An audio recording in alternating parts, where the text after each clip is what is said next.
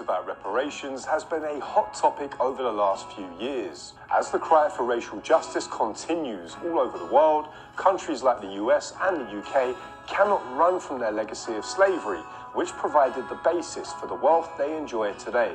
Naturally, the descendants of those slaves that built the West as we know it want a fair slice of the riches that their ancestors created. Most reasonable people understand this. They may argue about the amount of reparations that are owed or even how it should be paid, but they at least agree on the principle that reparations are definitely owed. When it comes to slavery in America, most people who've been paying attention by now should realize that Black Americans are without question owed reparations. You might think, therefore, that the Democrats support reparations when they seem so keen to provide justice for many other groups and even other countries. However, as we've come to realize, this is simply not the case. Not only have the Democrats done virtually nothing on pushing federal government reparations, they actually stand against reparations for Black Americans. This is to be expected from Joe Biden, who has a terrible track record with Black America, despite begging them for votes. But it's more surprising from Kamala Harris,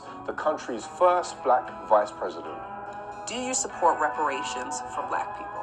Any policy that will benefit Black people will benefit all of society. Let's be clear about that. So I'm not going to sit here and say I'm going to do something that's only going to benefit Black people. No. There you have it.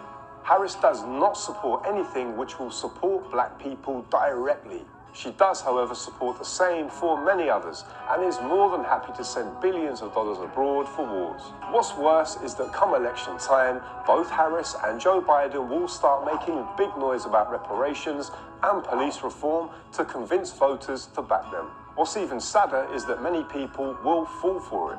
But don't get it twisted, we all know that the Republicans are just as racist. The only way the powerful will platform reparations is if we force it onto the agenda, and that is where the political battleground is currently at for this generation and the next.